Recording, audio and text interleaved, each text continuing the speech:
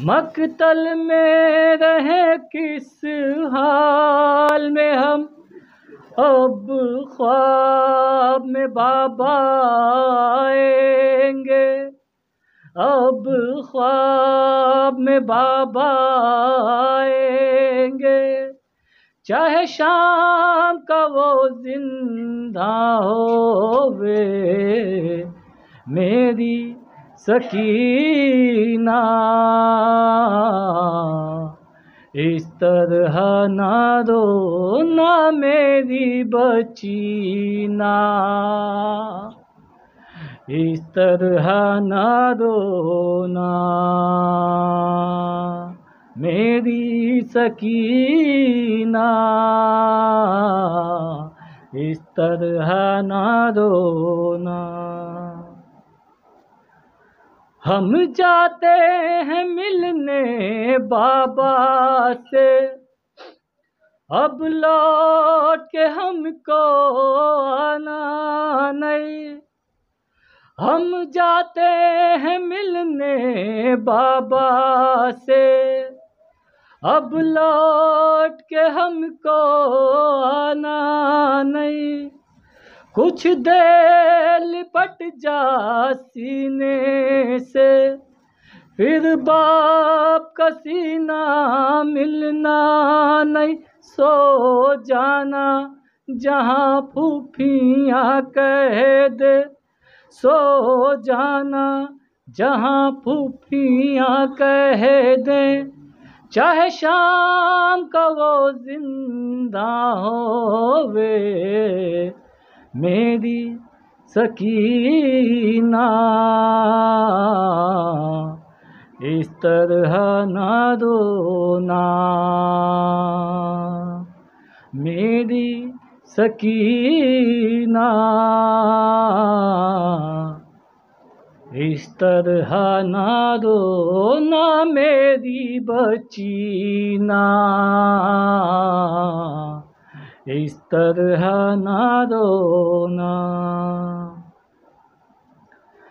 جانے دے مجھے میدان کی طرف، دینا یہ تجھے قربانی ہے، جانے دے مجھے میدان کی طرف، دینا یہ تجھے قربانی ہے، رہوار کے میرے پاؤں نہ پڑ میری بچی تو سیدانی ہے، جینا ہے تجھے زہرا کی طرح، جینا ہے تجھے زہرا کی طرح، چاہے شام کا وہ زندہ ہووے میری سکینہ،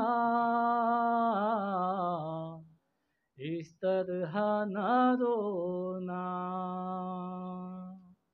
میری سکینہ، اس طرح نہ رونا میری بچینا، اس طرح نہ رونا۔ پوچھ لے آنسو آنکھوں سے، تو دیکھ لے چہرہ بابا کا،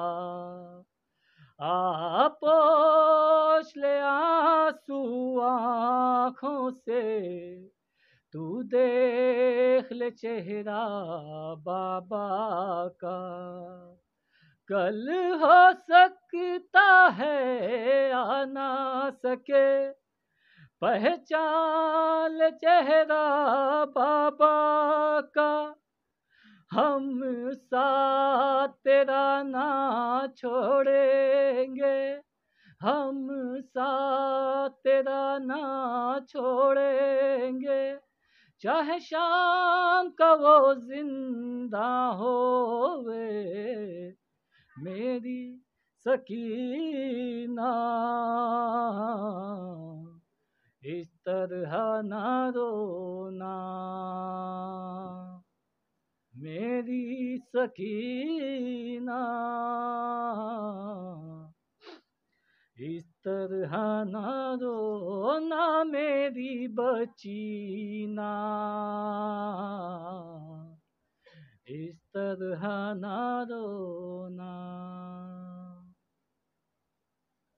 عباس کا دل اکبر کی بہن جس وقت بندھی گردن میں رسن، عباس کا دل اکبر کی بہن جس وقت بندھے گردن میں رسن، تم بابا بابا مت کرنا، تڑپے گا میرا بے غور بدن، اصغر کی طرح سے چپ رہنا، اصغر کی طرح سے چپ رہنا، چاہے شام کا وہ زندہ ہوئے،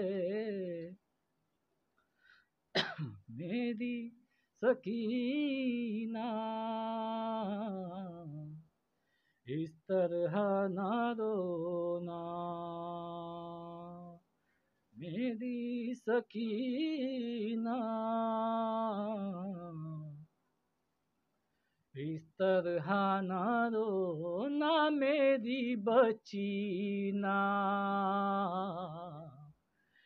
اس طرح نہ رونا۔ ہم جاتے ہیں ملنے بابا سے، اب لوٹ کے ہم کو آنا نہیں۔ ایک بآواز بلند سلوات۔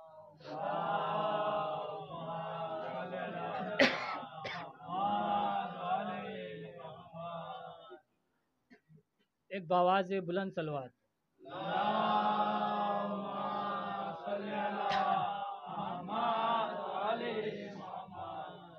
ہم جاتے ہیں ملنے بابا سے، اب لوٹ کے ہم کو آنا نہیں، کچھ دیر لپٹ جا سینے سے، پھر باپ کا سینہ ملنا نہیں، سو جانا جہاں پھوپھیاں کہہ دے، سو جانا جہاں پھوپھیاں کہہ دیں، چاہے شام کا وہ زندہ ہوئے، میری سکینہ،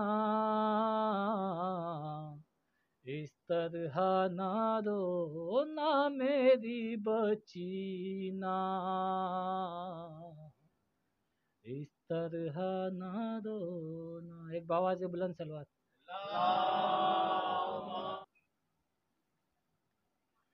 لا حول ولا قوة الا بالله العلي العظيم۔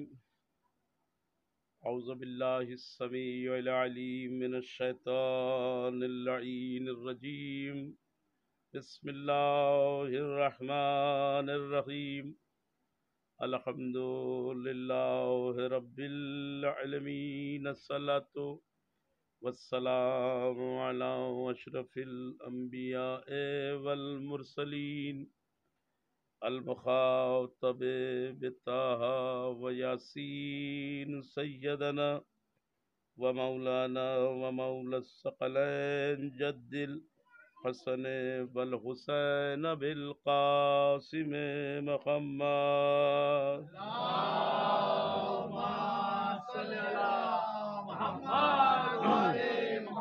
وعلى آله الطيبين الطاهرين المعصومين المظلومين، ولعنة الله على أعدائهم أجمعين من الآن إلى قيام يوم الدين، أما بعد، فقد قال حق سبحانه تبارك وتعالى في القرآن المجيد والفرقان الحميد، الله قوله الحق، بسم الله الرحمن الرحيم، الف لام میم، ذلك الكتاب لا ريب فيه هدى للمتقين الذين يؤمنون بالغيب صلوات بر محمد وآل محمد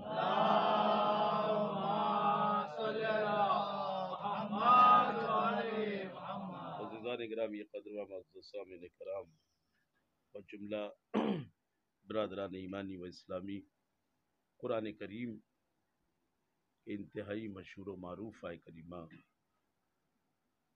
اس کی تلاوت کا شرف میں نے آپ حضرات کے سامنے حاصل کیا۔ ارشاد رب العزت ہو رہا ہے کہ الف لام میم ذالک الکتاب لا ریب فیہ، کہ یہ وہ کتاب ہے کہ جس میں کسی بھی طرح کا کوئی بھی شک اور کوئی بھی شبہے کی گنجائش نہیں ہے۔ پھر آیت کے جملے آگے بڑھے، یہ وہ کتاب ہے کہ جو متقین کے لیے مشعل ہدایت ہے، ذریعہ ہدایت ہے، اور ان لوگوں کے لیے ذریعہ ہدایت ہے کہ جو غیب پر ایمان رکھتے ہیں، وَيُقِيمُونَ الصَّلَاةَ، اور نماز کو قائم کرتے ہیں اور زکوٰۃ کو ادا کرتے ہیں۔ ایک صلوات ارشاد فرمائے محمد علی محمد۔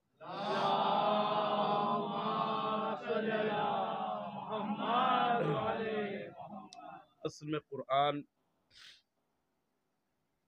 پروردگار عالم کی طرف سے ایک بے مثال معجزہ ہے محمد مصطفیٰ کی ذات پر، اور اللہ نے قرآن کے ایک ایک لفظ اور ایک ایک حرف اور ایک ایک نقطے کی ذمہ داری قیامت تک خود لی ہے، اور یہ کہا ہے کہ کائنات میں بڑے سے بڑا عالم یا دنیا کا کوئی بھی انسان جو اپنے کو سب سے زیادہ صاحب علم اور صاحب عقل سمجھتا ہو، اس قرآن میں کوئی چھوٹی بھی غلطی نکال کر بتا دے، اگر اس میں کوئی غلطی آ جائے تو پھر یہ خدا کا قرآن، خدا کا کلام نہیں رہ جائے گا۔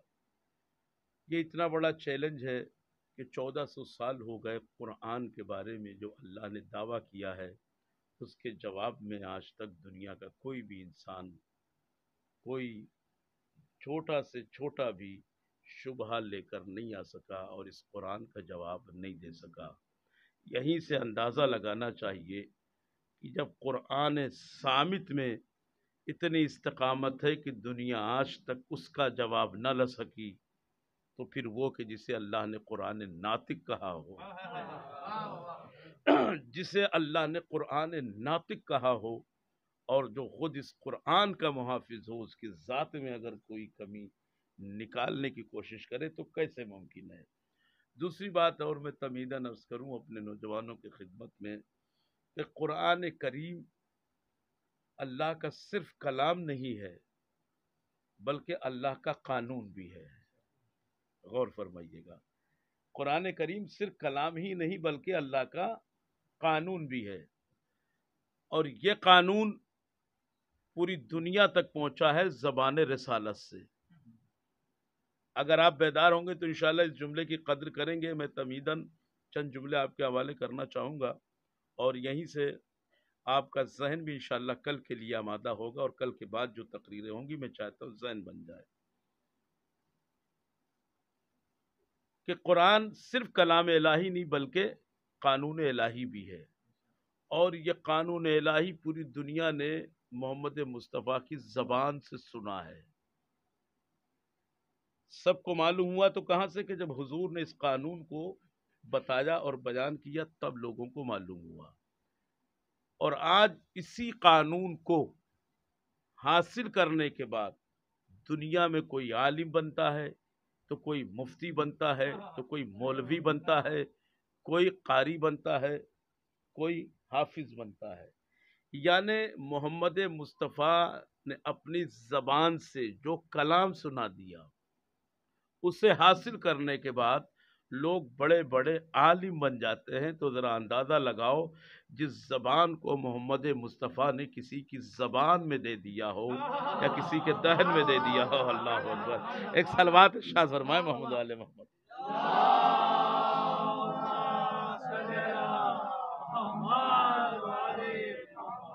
دیکھیں سمجھتے جائے قرآن کے ذریعے سے عظمت محمد والے محمد، انشاءاللہ یہی میرا موضوع رہے گا، اور اسی کے ذیل میں ہماری آپ کی گفتگو ہوگی، قرآن اور عظمت محمد والے محمد۔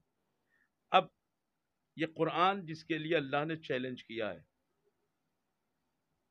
کہ یہ وہ کتاب ہے جس میں کوئی شک نہیں ہو سکتا، پھر قرآن میں ایک مقام پر اللہ نے کہا کہ افلا یتدبرون القرآن ولو کان من عند غیر اللہ لوجد اختلافا کثیرا، اگر یہ قرآن اللہ کے علاوہ کہیں اور سے آیا ہوتا تو اس میں اختلاف کثیر ہوتا۔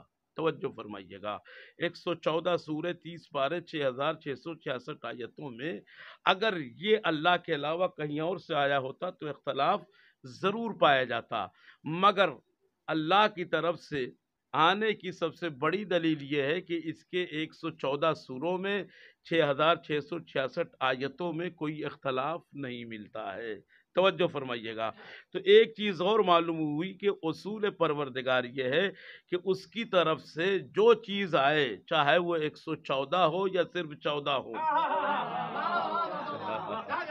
ایک سلوات ارشاد فرمائے محمد والے محمد پر، ہے نا؟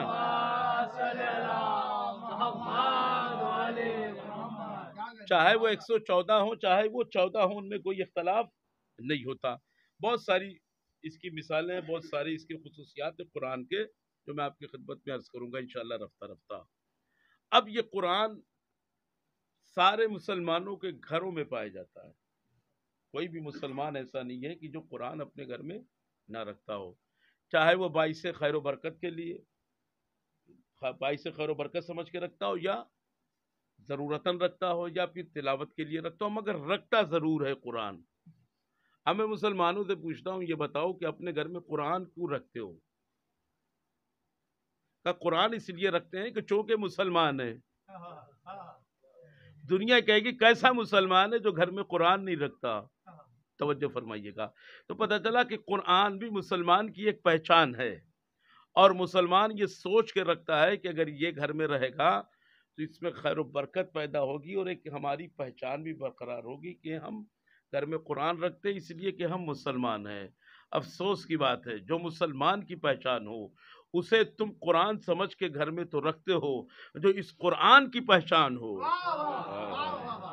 جو خود اس قرآن کی پہچان ہو، جس کے بغیر قرآن پہچانا نہ گیا ہو، جس کے بغیر قرآن کسی نے جانا تک نہ ہو، جس کے بغیر قرآن کو لوگوں نے سنا تک نہ ہو، جس کے بغیر قرآن کی معرفت نہ ہو، توجہ، اسے تو تم نے چھوڑ رکھا، قرآن کو اپنے گھروں میں سجا کے رکھا۔ کم از کم اتنا تو سوچا ہوتا کہ اگر وہ نہ ہوتے تو قرآن تمہارے گھر کیا تمہارے خواب میں بھی نظر نہیں آتا، تمہارے خواب میں بھی قرآن نظر نہیں آتا، مگر آج جو قرآن ہے وہ ان کی بدولت ہے۔ اب اسی قرآن سے پوچھو کہ قرآن تو یہ بتا کہ شان محمد و آل محمد کیا ہے، شان محمد و آل محمد کیا ہے؟ دیکھیے، اگر کسی انسان کی تعریف، توجہ فرمائیے گا، کسی انجینئر کی تعریف کوئی ایسا انسان کرے جو انجینئر نہ ہو تو اس کی کوئی ویلیو نہیں ہوگی، لیکن اگر کوئی انجینئر کسی انجینئر کی تعریف کر دے تو یہ ہوگا کہ بھائی یہ واقعی اس کے اندر صلاحیت اور قابلیت ہے، اس لیے کہ ایک انجینئر تعریف کر رہا ہے۔ اسی طرح سے اگر ایک عالم کی کوئی جاہل تعریف کرے تو اس تعریف کی کوئی حیثیت ہوگی؟ نہیں ہوگی نا۔ لیکن اگر کوئی اس سے بڑا عالم اس کی تعریف کر دے تو وہ قابل احترام ہوتا ہے کہ بھائی لیجئے، ایک عالم ہو کے، اتنا بڑا عالم ہو کے وہ اس عالم کی تعریف کر رہا ہے، اس کا مطلب کہ اس میں کچھ تو ہوگا نا۔ تو قرآن کیا ہے؟ کا کلام پروردگار ہے۔ توجہ فرمائیے گا، زبان پروردگار پر جو کلمات جاری ہوئے انہی کا مجموعہ ہے قرآن۔ اب اسی قرآن میں سورہ حلاطہ بھی ہے۔ سورہ حلاطہ کیا ہے؟ کہ یہ محمد و آل محمد کا قصیدہ ہے۔ یہ قصیدہ کیا مطلب؟ کہ یہ تعریف ہے محمد و آل محمد کی۔ اب اسے بیان کس نے کیا ہے؟ کہ پروردگار نے بیان کیا۔ تو اے عقل کے اندھو ذرا تو سوچو، ایک عالم اگر کسی عالم کی تعریف کر دے تو وہ محترم ہو جاتا ہے، اگر خدا کسی کی اپنی زبان سے تعریف قرآن میں کر دے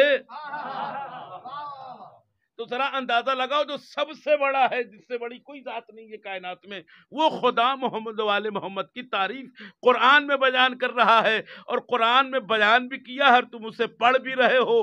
پڑھنے کے بعد بھی تمہاری سمجھ میں نہیں آتا کہ اگر اللہ نے جن کی تعریف بیان کر دی ہے تو تمہارا کیا فرض بنتا ہے کہ اگر وہ تعریف تم کو ہضم نہ ہو رہی ہو یا تم اسے قبول نہیں کر رہے ہو کسی بھی وجہ سے یا کسی بھی سبب سے، تو کم از کم اتنا تو کر لو کہ تم بجائے تعریف کے ان کی مذمت میں تو اپنی زبان کو نہ کھولو۔ لیکن مذمت میں زبان کو کھولنا اس بات کی دلیل ہے کہ تم آل محمد کے خلاف نہیں بلکہ اللہ کے خلاف بول رہے ہو۔ اللہ کے خلاف بول رہے ہو، کیوں؟ اللہ تعریف کر رہا ہے سورہ العطا میں کس کی؟ آل محمد کی۔ اب نوجوان یہاں سے بیدار ہو جائیں اور بیدار ہو کر اس جملے کو سنیں۔ اللہ کہہ رہا ہے آل محمد تم وہ ہو کہ جس نے 3 دن مسلسل مسکینوں کو، یتیموں کو، فقیروں کو اپنے در سے روٹیاں دی اور انہیں کھانا کھلایا، ان کا پیٹ بھرا۔ یہ کمال سخاوت ہے تمہاری۔ جبکہ رزق دینے والا کون ہے؟ کسی سے بھی پوچھو تو جواب ملے گا کہ رازق پروردگار وہ رزق دیتا ہے۔ اللہ کہہ رہا تم نے اپنے در سے روٹیاں دی، انصاف سے بتائیے گا۔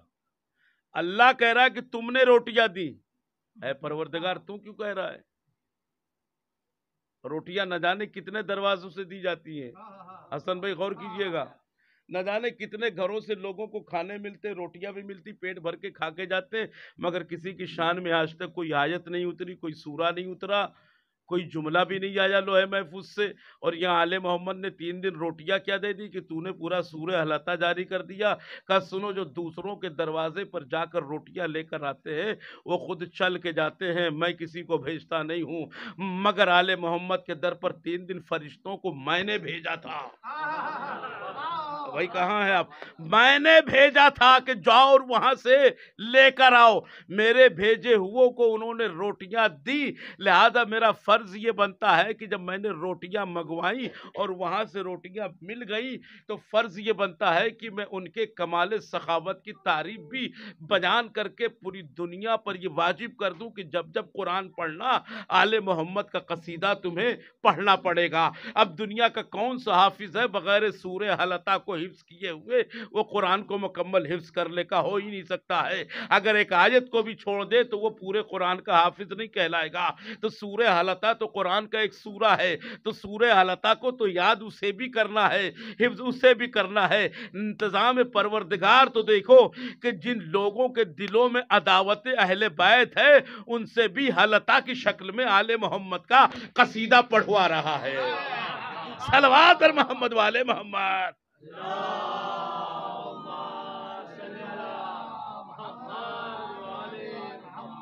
ان سے بھی قصیدہ پڑھوا رہا ہے اور لوگ پڑھ رہے ہیں، توجہ فرمائیے گا۔ تو یہ قرآن میں جو العطا ہے، سورہ العطا، یہ آل محمد کا قصیدہ ہے جو زبان پروردگار پر جاری ہوا۔ کیوں کہ اس لیے کہ وہ 3 دن جو آئے تھے وہ اللہ نے بھیجا تھا۔ اب ایک بات، ایک گوشہ میں آپ کی خدمت میں عرض کرنا چاہتا ہوں، آپ نے نہ جانے کتنی بار سنا ہوگا، ہزاروں خطیبوں سے سنا ہوگا، ذاکروں سے سنا ہوگا، آج مجھ سے گوشہ اس میں سن لیں آپ۔ 3 دن مسلسل بھیجا، جاؤ روٹیاں لے کر آؤ، انہوں نے دے بھی دیا، مگر کبھی آپ نے غور کیا کیا اللہ کو آل محمد کی سخاوت پر اعتبار اور یقین نہیں تھا؟ کا یقین تھا تو کیا اللہ آزما رہا تھا بھیج کر؟ غور کیجئے گا۔ ارے جنہیں خود اللہ نے بنایا ہو، اپنی مشیت سے بنایا ہو، اپنے صفات دے کر دنیا میں بھیجا ہو، انہیں تو آزمانے کی ضرورت نہیں۔ اللہ کو تو معلوم تھا کہ یہ میرے صفات کے مظہر ہیں، یہ اپنے دشمنوں کو دیتے ہیں۔ تو پھر 3 دن مسلسل بھیجا کیوں؟ روٹیاں منگوائی کیوں؟ مقصد کیا تھا؟ کا مقصد یہ تھا کہ اللہ نے 3 دن آل محمد کے در پر فرشتوں کو بھیج کر روٹیاں منگوا کر دنیا کو یہ بتانا چاہ رہا تھا کہ دیکھ لو کہ جب ان کے سامنے آسمان والوں کی کوئی حیثیت نہیں ہے،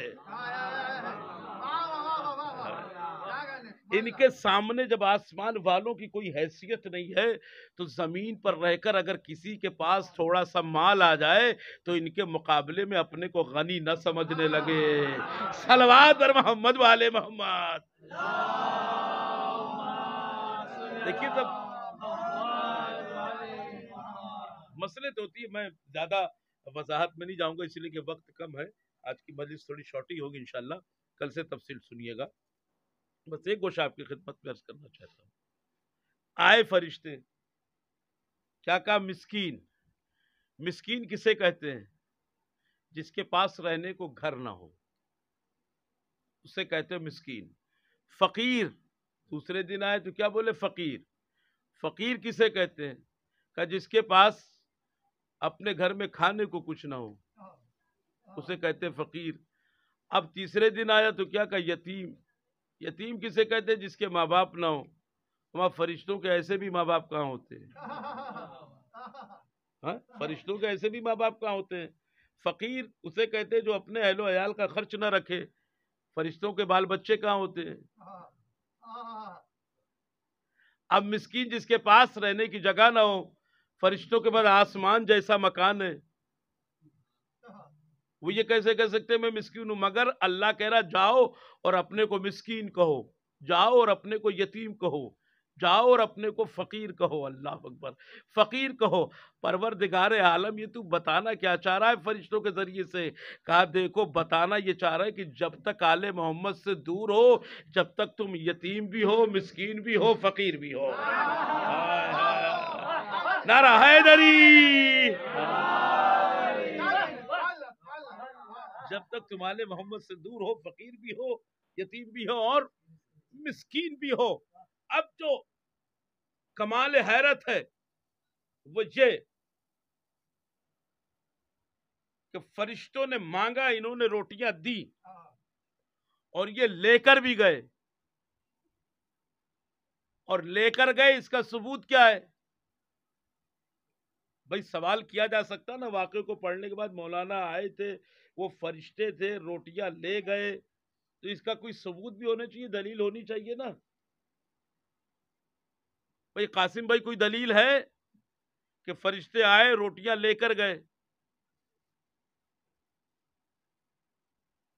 کیسے پتا چلے گا؟ دلیل کیسے دیں گے آپ؟ میں آپ کے سامنے دلیل پیش کر رہا ہوں.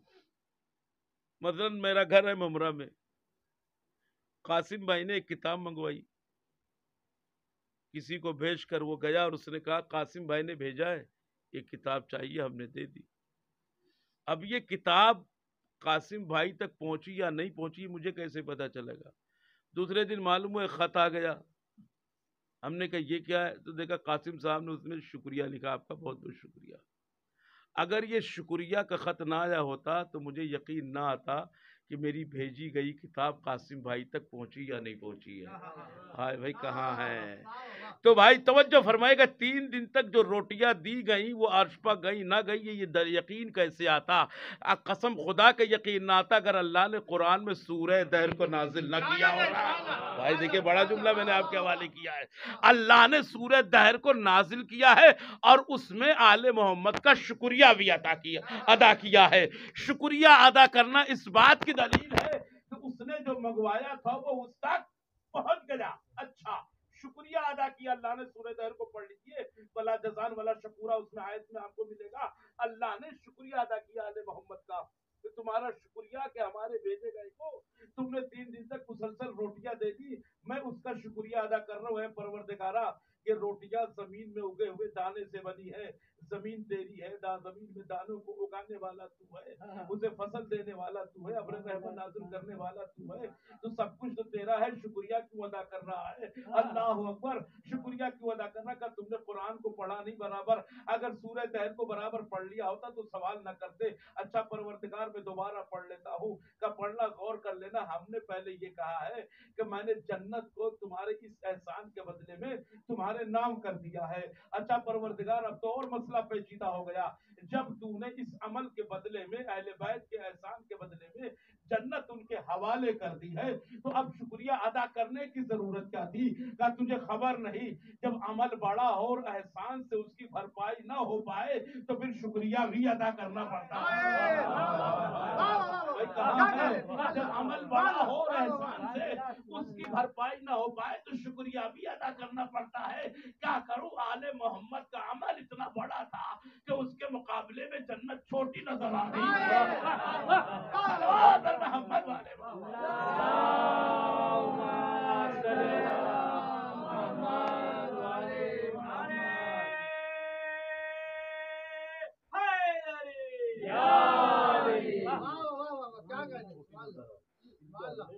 شکریہ کے ذریعے سے اس کمی کو پورا کیا۔ توجہ، تو یہ قرآن آل محمد کا ایک مجموعی قصیدہ ہے۔ آل محمد کا ایک مجموعی قصیدہ، قرآن کی کوئی بھی آیت ہو بغیر آل محمد کے وہ ادھوری ہے۔ اچھا، ذرا باپ کی حیثیت سے اور ماں کی حیثیت سے کبھی اپنا امتحان لیجیے گا، ہماری مائیں بہنیں بھی سن رہی ہیں۔ بچے روزے سے ہوں، افطار کا وقت بھوک شباب کے، ایسے میں مائیں نہ جانے کیا کیا بنا کے اپنے بچوں کے سامنے رکھتی ہیں افطار کے وقت، اور اسی وقت جبکہ حسن و حسین روٹیوں کو اٹھانا چاہ رہا ہے، جیسے ہی کانوں میں صدا آتی ہے وہ روٹیاں جمع کر کے دے دی جاتی۔ انداز کو ذرا دیکھیے آل محمد کا، آسان نہیں، اور وہ بھی ایک دن نہیں، 3 دن، 3 دن مسلسل۔ امتحان نفس آپ دیکھیں کس طرح کا ہو رہا ہے، اور آل محمد اس منزل میں کتنا کامیاب ہے اس سے اندازہ لگتا ہے۔ 3 دن جبکہ بھوک شباب افطار کا وقت، مسلمان تو بیچارہ ایسا ہو جاتا ہے کہ آدھا اللہ منہ میں رہتا ہے، اکبر باہر اور افطار ہو جاتی ہے، اتنا بھی صبر نہیں ہوتا ہے نا، اتنا بھی صبر نہیں ہوتا، اور ایسی صورت میں وہ روٹیاں دے رہے ہیں۔ اچھا، جو لے جا رہے ہیں انہیں کھانا بھی نہیں ہے، یعنی کہ بچوں کو کھانے پینے سے تعلق نہیں ہے،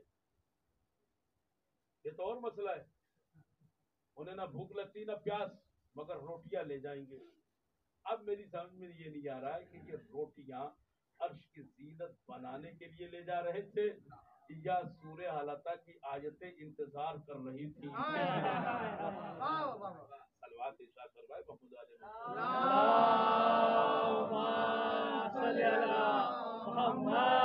علیہ محمد۔ اس میں ایک پہلو ہے، بس اس پہلو کو مکمل کر کے میں طرف سے مسائل دیتا ہوں انشاءاللہ۔ ان روٹیوں میں ایک روٹی ان کے گھر کی کنیز فضہ کی بھی ہے نا، 3 دن روٹیاں گئی، ایک دن شہزادی بناتی تھی، ایک دن جناب فضہ بناتی تھی، تو 3 دن میں کم از کم ایک دن ہی سمجھ لیجیے آپ، 2 دن نہیں تو ایک دن جناب فضہ کے ہاتھوں کی بنائی ہوئی روٹیاں فرشتوں کے ہاتھوں میں گئی کہ نہیں گئی؟ ہاں گئی۔ اب جب سورہ دہر آیا تو صرف شہزادی کونین کے ہاتھوں کی بنی ہوئی روٹیوں کی شان میں نہیں آیا، ان کی کنیز کے بھی ہاتھوں سے بنی ہوئی روٹیوں کی شان میں آیا۔ ارے جس کی کنیز اتنی عالی شان ہو کہ اللہ اسے قرآن میں شریک کر لے، صلوات پڑھیں محمد والے محمد پر۔ محمد والے محمد، کہ اللہ قرآن میں سے شریک کر دے سورہ طاہر میں، ان کا بھی حصہ ہے، کس کا؟ جناب حصہ کا۔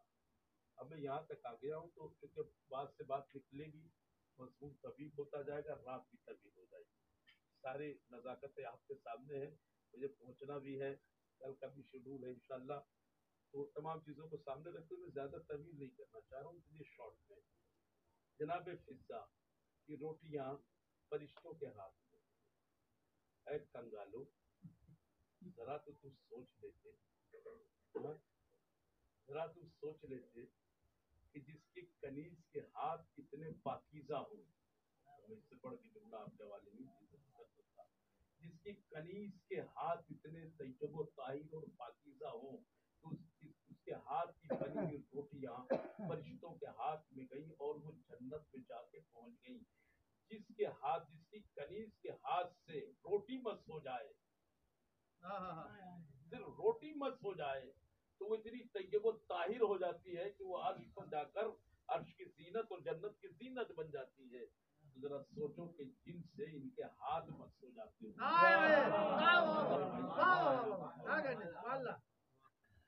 اگر ان کے ہاتھ کسی سے مس ہو جاتے تو وہ کتنے پاک و پاکیزہ ہوتے ہوں گے.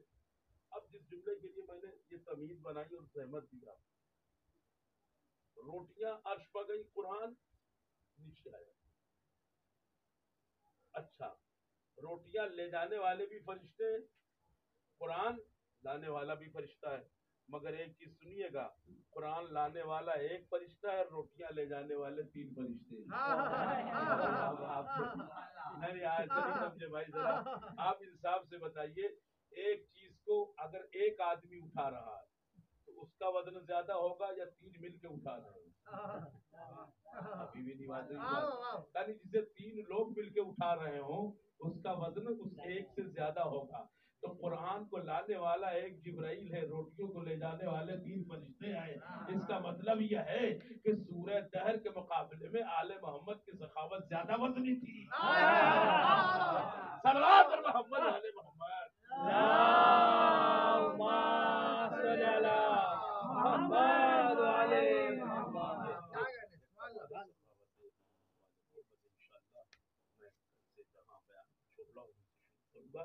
مضمون کو ذہن میں رکھے اور انشاءاللہ ذہن بنا کر یہ آل محمد کی شان کی, چاہے وہ عرش والے ہو چاہے فرش والے ہو, ان پر اپنی سخاوت کو پیش کیا ہے اور ان پر کرم کیا ہے.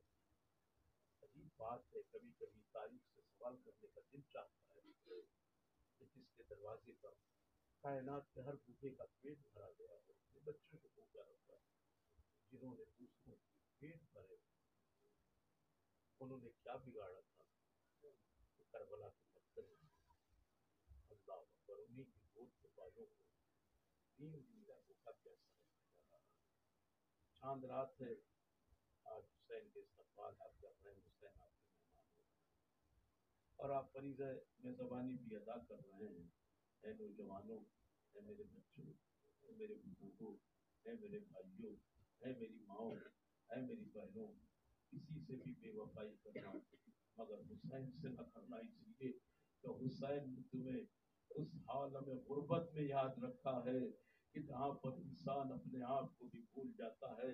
اس وقت حسین نے تمہیں یاد کیا ہے کہ جب سید سجاد سے آخری رخصت کے لیے آئے ہیں تو جاتے جاتے سید سجاد نے سوال کیا, بابا کوئی پیغام ہو تو بتا دیجیے. تو آپ نے فرمایا, اے سید سجاد, جب قید ستم سے رہا ہو کر مدینے واپس جانا تو میرے شیعوں کو میرا سلام کہہ دینا اور کہنا کہ شیعتی ماں شرف ماں نصب فذکرونی او سمے تم بے غریب یا شہید بندگونی. اے میرے شیعوں, جب بھی ٹھنڈا پانی پینا تو میری پیاس کو یاد کر لینا. اور اے میرے شیعوں, میں وہ شہید جفا ہوں کہ جس کی لاش بے کفن کو گھوڑوں کی ٹاپوں سے پامال کر دیا گیا. اور اے میرے شیعوں, لیستکم فی یوم عاشورا جمیعا تنظرونی. اے میرے شیعوں, کاش کہ تم روز عاشور کربلا کے مقتل میں ہوتے تو تم دیکھتے کہ میں کس طرح سے اپنے 6 مہینے کے لال کے لیے پانی مانگ رہا تھا, مگر جواب میں تیر ہرملہ ملا. حسین نے اس وقت میں 5 مرتبہ یاد کیا ہے, لہذا عہد وفا تو یہی ہے, وفاداری کا تقاضا تو یہی ہے کہ جب تک زندہ رہنا حسین کو فراموش نہ کرنا. اور یہ عزاداری اسی کا ثبوت ہے میرے مولا حسین.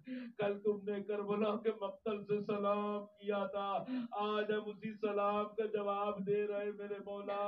ہم نے فراموش نہیں کیا ہے. روایت میں ملتا ہے جب چاند رات آتی ہے, فرش عزا بچتی ہے, حسین کی مجلس غم برپا ہوتی ہے, سارے عزادار اپنی مجلسوں سے فارغ ہو کر اپنے اپنے گھروں کو چلے جاتے ہیں, تو دیر رات تک ایک نقاب پوش محتسبہ ہوتی ہے جو اس فرش پر بیٹھی رہے, بیٹھ کر پوری رات اپنے بالوں کو کھول کر گریا کرتی ہے اور آواز دی پروردگار جس طرح سے میرے لال کو ذبح کیا گیا ہے دنیا میں کسی کا لال ذبح نہ ہو. ایک کوک جلی ماں ہے جو فرش عزا پہ پوری رات بیٹھی رہتی ہے. ہاں آزادارو جناب شیخ مہدی کہتے ہیں کہ میں نے 40 سال ذریعے حسین کو قرآن پڑھا ہے. ابھی اشرے محرم کا آغاز ہوا ہے. عزادارو آپ ہر شہید کے مصائب سنیں گے مگر میں ابتدا میں اس لیے پڑھ رہا ہوں کہ تاکہ ذاکرین اور مومنین کو اس بات کا خیال اور احساس رہے. شیخ مہدی کہتے ہیں کہ میں نے 40 سال ذریعے حسین کے سامنے قرآن پڑھا مجلسیں پڑھی ہیں مگر ایک دن ایک قافلہ آیا زیارت کو جس نے کہا کہ اے شیخ آج ایک چھوٹی سی مجلس پڑھو مگر مجلس میں شہادت جناب علی اکبر کو بیان کر دینا. میں نے شہادت جناب علی اکبر کو بیان کیا. سننے والے سارے بے ہوش ہو گئے. اب جب ہوش میں آئے تو ذریعے حسین سے سر پٹک پٹک کے رونے لگے.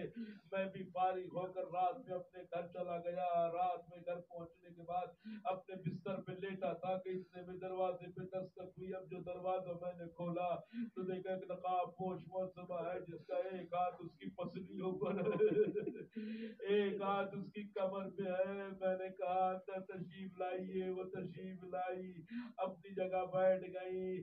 میں نے احتراماً تھوڑا سا فاصلہ بنا کے رکھا. میں نے کہا موسم آپ کون اور اتنی رات گئے آپ میرے گھر کیوں آئی ہے؟ کہا اے شیخ مہدی تو نے ابھی حرم حسین میں ایک مجلس پڑھی ہے. کہا میں نے مجلس پڑھی. کہا اس مجلس میں تو نے علی اکبر کے مسائل پڑھے ہیں. کہاں پڑھی ہے؟ کہا تو مسائل پڑھ کر اپنے گھر چلا آیا مگر میرا لال حسین ابھی بھی اپنی قبر میں تڑپ رہا ہے. اے شیخ جب بھی اکبر کے مصائب ہوتے ہیں حسین کے سارے زخم تازہ ہو جاتے ہیں. ہمارے محمد سے کڑیل جوان کے مسائب برداشت نہیں ہوتے. شیخ مہدی نے سر سے امامہ اتارا ہاتھوں کو جوڑا. بی بی معاف کر دے مگر میرے ایک سوال کا جواب دے دے. آج 1400 سال بعد جب آل محمد اکبر کا مصائب سنتے ہیں تو برداشت نہیں ہوتا.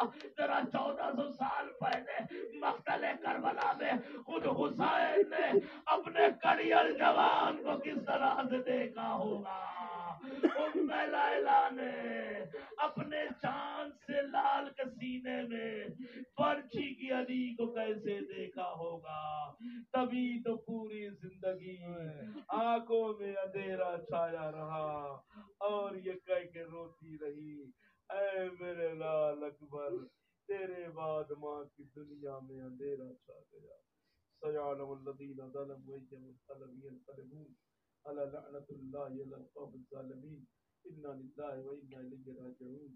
رضا بقضائہ و تسلیما لامرہ. پروردگار ہماری اس مختصر مگر عظیم عبادت کو قبول فرما. آمین. ہمارے آنسوں کو رومال جناب زہرا میں شرف قبولیت عطا فرما. آمین. پروردگار دنیا میں جہاں جہاں بھی جس گھر میں بھی فرش اعزا امام حسین علیہ السلام کو بچھایا گیا ہے ان تمام گھروں کو تمام آفات ارضی و سماوی سے محفوظ فرما. آمین. ان کے رزق میں ان کے مال و کاروبار میں خیر برکت عطا فرما. آمین. ہر عزادار کو مولا دائر امام حسین علیہ السلام کا شرف عطا فرما. پروردگار جو بیمار ہے انہیں شفاء کامل عاجل عطا فرما. ہمارے امام کو ہمارے اعمال و افعال سے راضی و مقبول فرما. ان کے ظہور میں تعجیل فرما.